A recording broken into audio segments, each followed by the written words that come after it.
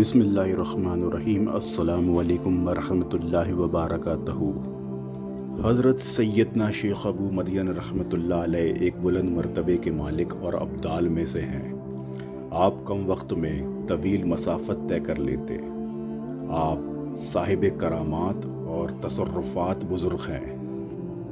آپ رحمۃ اللہ علیہ اندلس کی جامع مسجد میں نماز فجر کے بعد بیان فرمایا کرتے۔ جب عیسائی راہبوں کو اس بات کا علم ہوا تو انہوں نے پورے ملک کے گرجا گھروں کی تعداد معلوم کی، جو کہ 70 تھی۔ 10 بڑے راہب آپ کو آزمانے کے لیے اپنا حلیہ بدل کر مسلمانوں کے لباس میں عام لوگوں کے ساتھ مسجد میں بیٹھ گئے اور کسی کو خبر تک نہ ہوئی۔ جب آپ بیان شروع کرنے لگے تو تھوڑی دیر کے لیے خاموش ہو گئے۔ پھر ایک درزی حاضر ہوا۔ آپ رحمۃ اللہ علیہ نے اس سے پوچھا، اتنی دیر کیوں لگا دی؟ اس نے عرض کیا، حضور، آپ کے حکم پر رات کو ٹوپیاں بناتے ہوئے دیر ہو گئی۔ آپ رحمۃ اللہ علیہ نے اس سے ٹوپیاں لی اور کھڑے ہو کر سب راہبوں کو پہنا دی۔ لوگوں کو اس پر بڑا تعجب ہوا، لیکن ابھی تک معاملہ واضح نہ ہوا تھا۔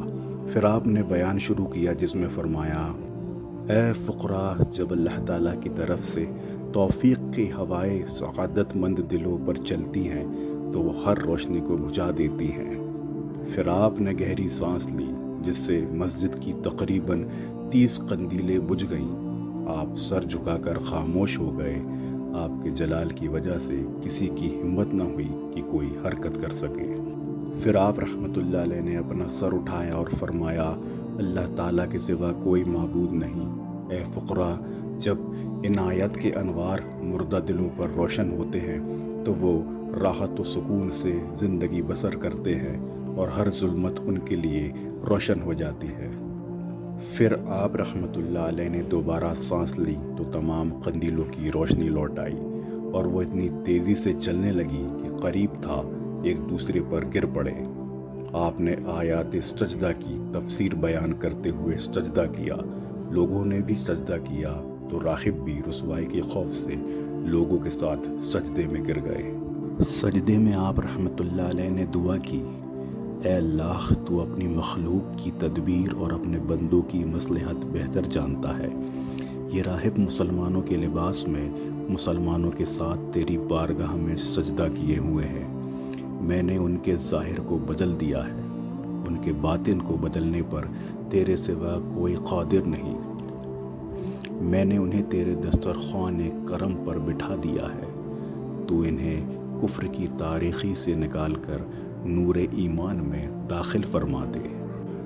راہبوں نے ابھی سر سجدے سے نہ اٹھایا تھا کہ ان سے کفر و شرک کی ناپاکی دور ہو گئی اور وہ اسلام میں داخل ہو گئے اور اپنا مقصد حاصل کر لیا۔ پھر وہ آپ رحمۃ اللہ علیہ کی خدمت میں حاضر ہوئے اور آپ کے دست اقدس پر توبہ کی اور بیعت ہوئے اور پچھلے اپنے کیے ہوئے پر ندامت کے آنسو بہانے لگے، حتیٰ کہ ان کی چیخ و پکار کی آواز سے مسجد گونج اٹھی۔ وہ دن گواہ ہے کہ 3 شخص اسی اجتماع میں انتقال کر گئے۔ جب بادشاہ تک یہ بات پہنچی تو اس نے ان سب کے ساتھ اچھا برتاؤ کیا اور انعام و اکرام سے نوازا۔ حضرت سیدنا شیخ ابو مدین رحمۃ اللہ علیہ بھی ان کے قبول اسلام سے بہت خوش ہوئے۔ مزید ایسے ہی اسلامک واقعات پانے کے لیے ہمارے یوٹیوب چینل حبیب خدا کو سبسکرائب کریں اور چینل کے بیل آئیکن پر کلک کریں۔ جزاک اللہ۔